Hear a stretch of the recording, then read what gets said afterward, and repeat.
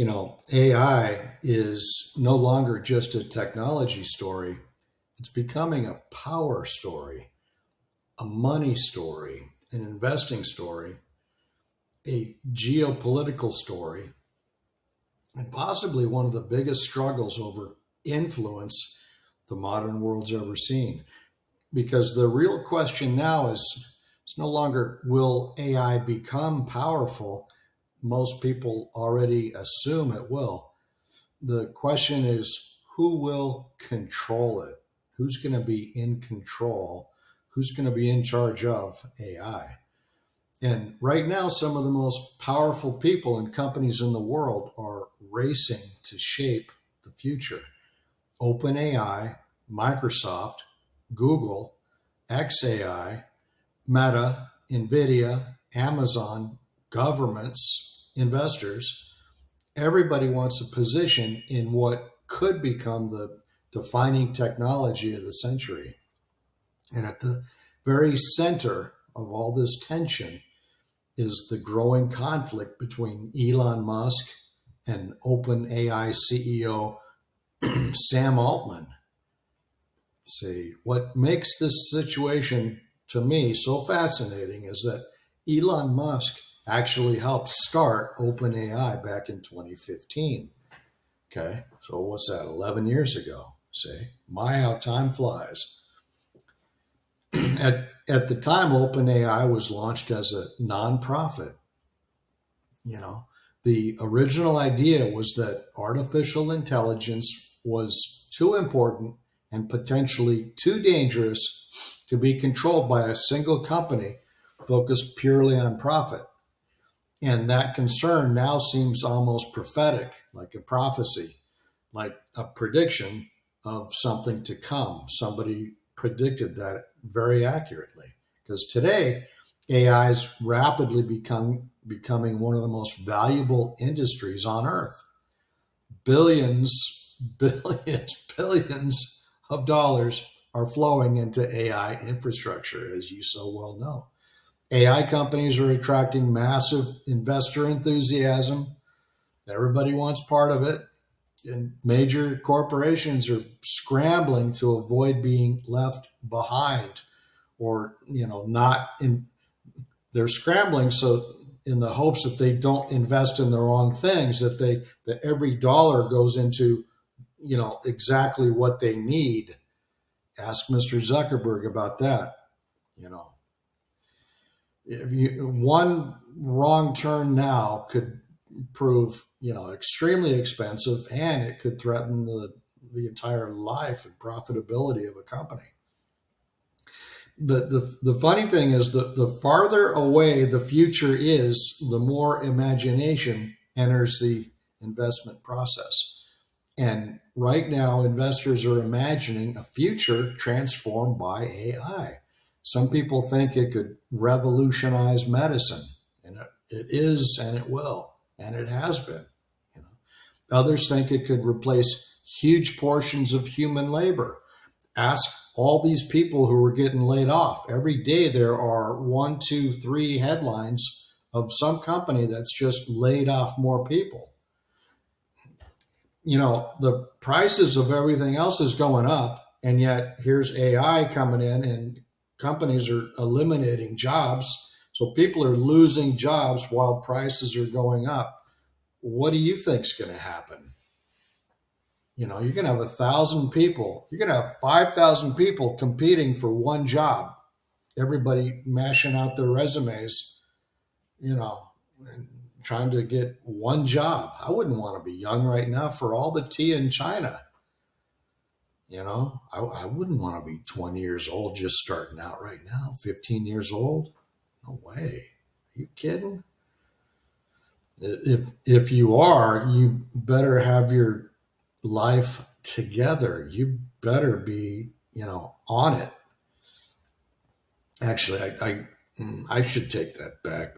A friend of mine, his son is doing amazing. His son's actually invests in stock. He's very good at it too. And his son just graduated from high school. He's heading to university in September. And he's got a scholarship. and his son is doing fantastic. So okay, I reel that one back in. Okay, I'll reel that one back in. There is hope for the future, but it's these headlines. I'm telling you, how would you like to be one of these people who's gonna, Jack, here's a cardboard box. What's this for? Pack your stuff. The guard will escort you to your car type situation, right? So AI could replace huge portions of human labor. Period. I mean, that's what's happening already. And other people think it could become AI is going to become more intelligent than human beings themselves. And yeah, that's probably not going to be too difficult to do, right? Given the intelligence of some people that you know and that I know, that's not going to be hard at all. I'm pretty sure AI has already lapped these people. But once again, people begin imagining possibilities at that scale, and competition intensifies dramatically. And this is where the story between Musk and OpenAI becomes so important. I've read court testimony and court reporting uh, today and over the weekend, and tensions emerged years ago over control, funding, leadership, who's going to run it, and OpenAI's transition toward a for-profit structure. Musk has argued that OpenAI abandoned its original mission to just be a little nonprofit, but it couldn't do that. It needed to be funded and it needed to change.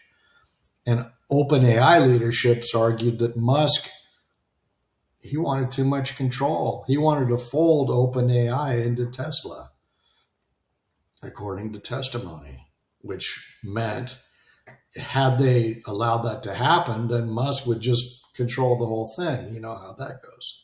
Well, let's just pull our little operation into my company. Yeah, it'll be better over here. Okay, sure. It'll be better for you. I don't know about for me. What about the rest of us? You just, push us out or buy us out for a nickel on the dollar. But then after that, Chat GPT came on, as you remember, and it exploded into public awareness. Massive, huge, overnight, unbelievable. Within a week, it was just like, my God, this thing is unbelievable. I remember when I first went on it, I was like, this thing is, it's going to, my first reaction was, this thing's going to put a lot of people out of work. We don't need graphic designers anymore, for one, but it's our world and there's no going back. There's no stopping it. There's no, sticking your finger in a dike, If you recall Al Pacino in the movie Scarface, what do you mean I'm sticking your finger in a dike?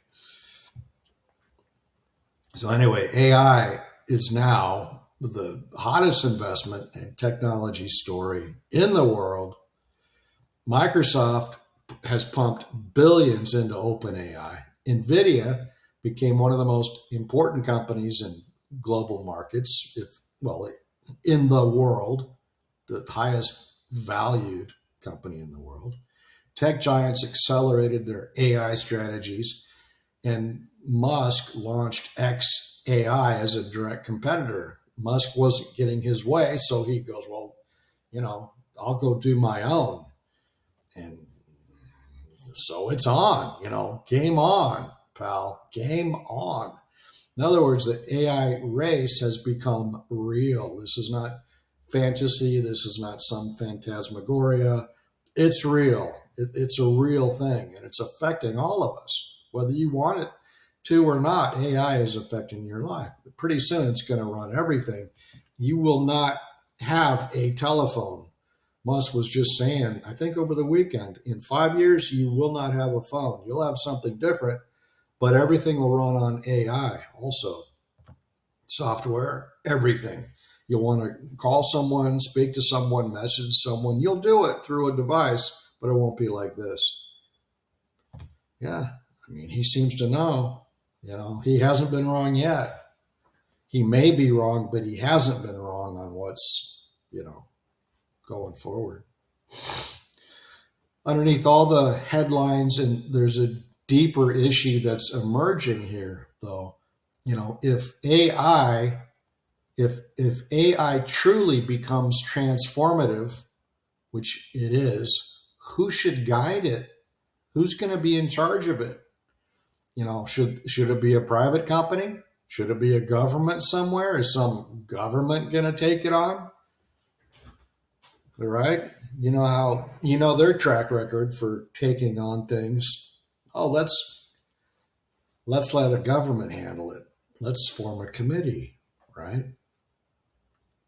Should it should a judge mandate that it become a nonprofit? Like, okay, you're gonna have to go back to being a nonprofit. I don't know, could happen, but there's too much money at stake right now.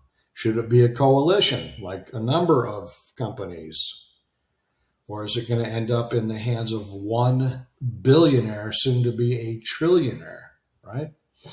Can any human institution truly remain neutral once enormous amounts of money and influence become involved?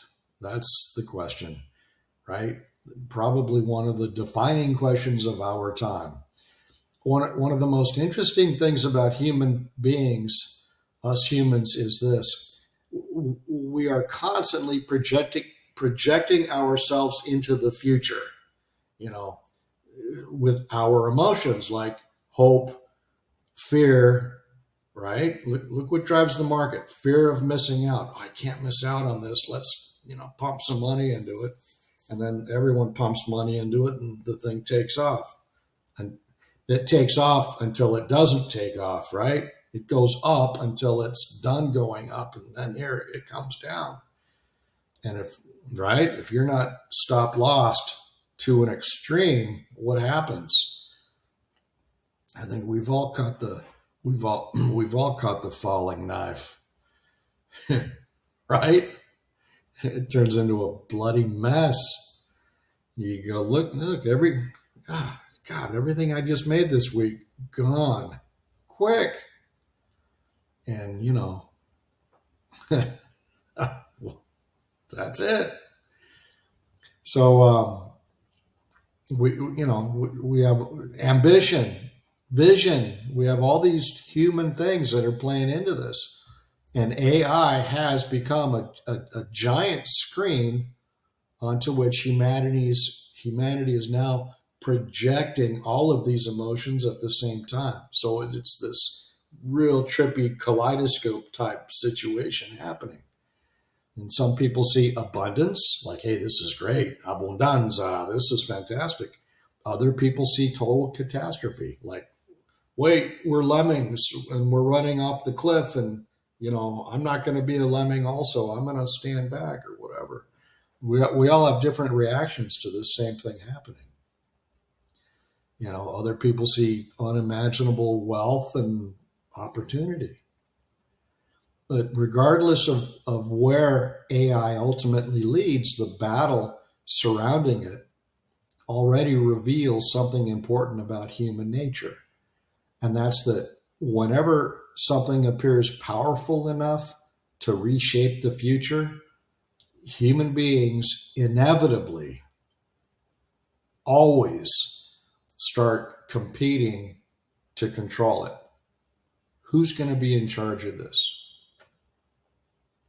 Who's going to run the show? Right? That's human nature right there.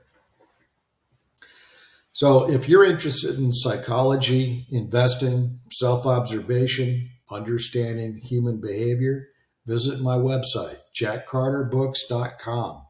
Link is in the description. I'll see you next time.